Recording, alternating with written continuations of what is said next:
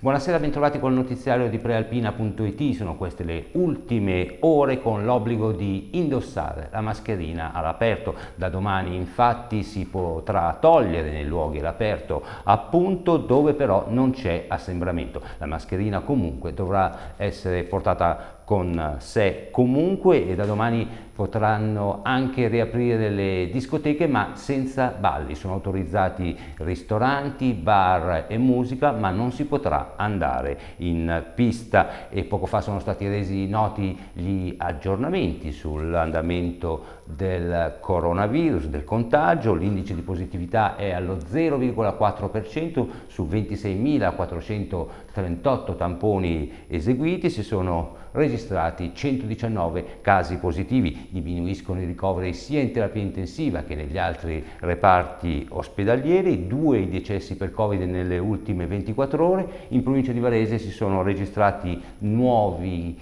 casi, 9 nuovi casi appunto. La provincia più colpita è Milano con 47. E spostiamoci adesso a Venegono Inferiore, dove si sono verificati dei vandalismi al cimitero. Vediamo come nel servizio di Elisa Ranzetta. Anche qua, guarda. No, ma... Nemmeno le tombe dei bambini sono state risparmiate nella notte tra sabato e domenica da chi si è introdotto nel cimitero di Venegono Inferiore e ha vandalizzato numerose sepolture. I danni principali sono stati fatti a lampade e vasi, ma anche alcune foto sono andate distrutte, in particolare quelle in ceramica sui monumenti più vecchi. No, io non ho parole veramente. I carabinieri sono stati informati di prima mattina dell'accaduto e attorno alle 11 fonti dell'amministrazione riferivano che il responsabile del gesto sarebbe già stato rintracciato. Intanto domenica il cimitero è rimasto aperto senza interruzione con i volontari della protezione civile a dare supporto in modo da permettere ai venegonesi di verificare se le sepolture dei loro cari siano state interessate dal raid. Il comune si è attivato per raccogliere tutte le segnalazioni in un'unica denuncia. Chi ne avesse bisogno può contattare l'area manutenzione del municipio, possibilmente con una foto.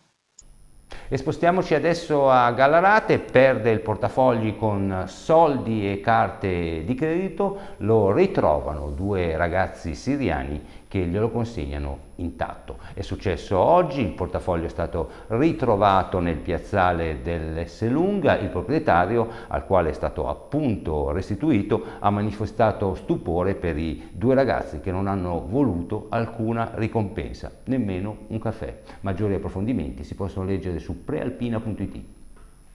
E parliamo ora di energie rinnovabili, un tema di grande attualità. La Giunta regionale della Lombardia ha approvato una delibera che semplifica le procedure e l'attività per chi volesse installare impianti per produrre appunto energia pulita. Si tratta delle nuove linee guida, un testo unico che racchiude tutte le normative. L'obiettivo, spiega la Regione, è quello di incoraggiare le fonti alternative a partire dagli impianti fotovoltaici e sempre la Regione ha previsto contributi per le piccole e medie imprese che adottano sistemi per ridurre il consumo energetico e quindi avere un approvvigionamento attraverso fonti rinnovabili.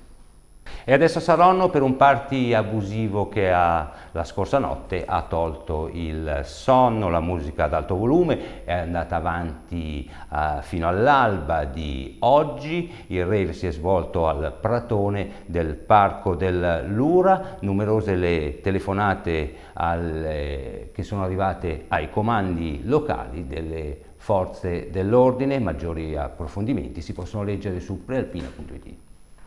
E adesso a Varese, primo spettacolo teatrale ieri sera del Varese Estense Festival dedicato a De André. Vediamo il servizio di Anna De Pietri. Dal cimitero di Spoon River al Salone Estense sulle note della musica di Fabrizio De André. Ieri sera è andato in scena lo spettacolo omaggio del Varese Estense Festival al disco Non al denaro, non all'amore né al cielo, nel 50° anniversario della sua pubblicazione. Lo spettacolo di Red Carpet e Giorni Dispari Teatro, intitolato Dietro ogni scemo c'è un villaggio, dietro ogni blasfemo un giardino incantato, ha intrecciato musica e poesia, creando un viaggio surreale fra i brani di De André e i loquaci defunti delle poesie di Edgar Lee Masters a cui il cantautore genovese si ispirò. Durante la serata Alessandro Cerea, pianista e cantante varesino, con Patrizio Pedotti alla chitarra classica, hanno eseguito canzoni senza tempo creando momenti di grande suggestione nel ricordo di Faber. Ogni brano è stato intervallato dal vagare di attori nei panni di anime bohemienne, pronte a raccontarsi con la sincerità, a tratti ironica, di chi non ha più nulla da perdere. Protagonisti di questa singolare parata fra candele e rose bianche, Sara Collu, Serena Nardi, Alessandro Conversano, Leonardo Lempi e Andrea Benvenuto. Ottima l'affluenza di pubblico alla serata, preceduta dall'intervento della presidentessa dell'Associazione Amico Fragile Varese, a sostegno delle vittime della violenza di genere. E chiudiamo con lo sport, il calcio in Serie D, la Castellanzese corona al meglio la stagione del centenario travolgendo i valdostani del Pont d'Annaz con un incredibile 5-1. Grazie a questa vittoria i neroverdi di Achille Mazzoleni possono ora aspirare al ripescaggio in Serie C. E con questo è tutto, vi diamo appuntamento al notiziario di domani alle ore 13. Una buona serata.